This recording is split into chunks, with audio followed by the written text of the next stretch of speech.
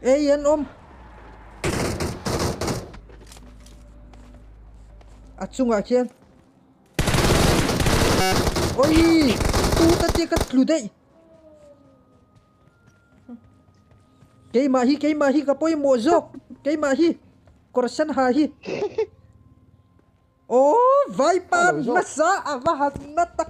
Mizaw tlang valain vai moi dua. Anna lutuk. Cắt thầy ngil to mấy lâu ang. Anna lutuk. Revive cho em. Tu mà min revive lâu. Cái mà khá min deck mấy rõ.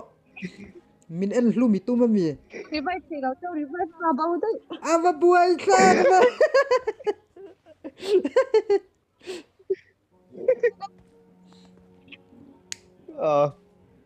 Revive sẽ túm nó xa đi hay. Help! In help thầy po ni lâu vai pa.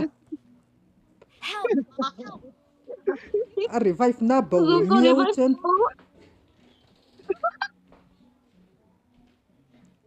Please ta tanga kalau tangan cho.